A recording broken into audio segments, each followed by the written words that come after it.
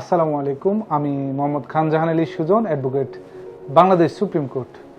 আজকে আমি ট্যাক্সের বিষয়ে কথা বলবো যে যাদের ইনকাম ট্যাক্স আছে, মানে টিন আছে বা ট্যাক্স দিচ্ছেন না, আপনার ট্যাক্স কেটে নিচ্ছে, আপনি রিটার্ন দাখিল করছেন না, যে আমার তো ট্যাক্স কেটে নিচ্ছে, আমি কেন রিটার্ন দাখিল করব।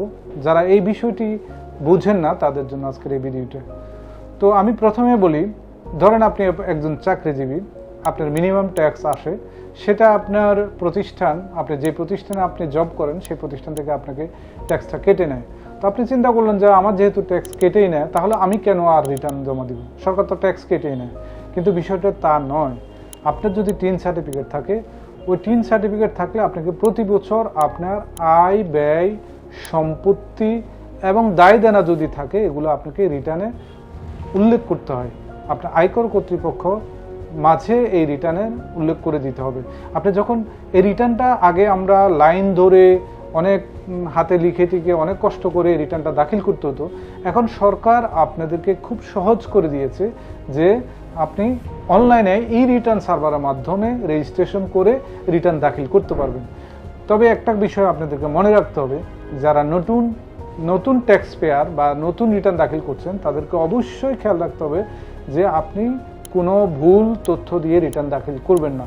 আপনি যদি আয়কর সম্পর্কে আপনার ধারণা না থাকে, শুধুমাত্র সোশ্যাল মিডিয়াতে বিভিন্ন ভিডিও আছে, ইউটিউব, ফেসবুক সব বিভিন্ন, আপনি কিভাবে রিটার্ন দাখিল করবেন এভাবে অনেক ভিডিও আছে, এই ভিডিও দেখে যদি আপনি রিটার্ন দাখিল করে দেন, কারণ ওই ভিডিওটা ওনারা একটা তৈরি করেছে ধারণার জন্য, কিন্তু আপনার ক্ষেত্রে এটা প্রযোজ্য নাও হতে পারে।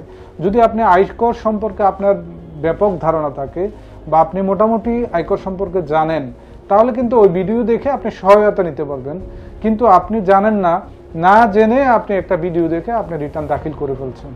এই রিটার্ন দাখিল করার ফলে আপনি ভবিষ্যতে অনেক ঝামেলা পড়তে পারেন, আপনার অনেক ধরনের ট্যাক্সের ঝামেলা পড়তে পারে, আপনি জরিমানার সম্মুখীন হতে পারেন, এবং আপনি এই খেসারতটা সারা জীবন আপনাকে বয়ে বেড়াতে হবে। তো এই জন্য আমি আর পরামর্শ হচ্ছে, আপনি যদি আয়কর সম্পর্কে আপনার ধারণা না থাকে, তাহলে যিনি ট্যাক্স কনসালটেন্ট বা আয়কর রিটার্ন দাখিল করে ওরকম একজন ব্যক্তির সহায়তা নিয়ে আপনি রিটার্নটা দাখিল করবেন।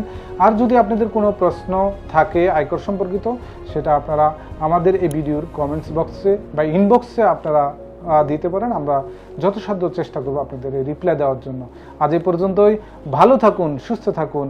লিগ্যাল অ্যান্ড ট্যাক্স সলিউশনস বিডির সাথে থাকুন। আল্লাহ হাফেজ।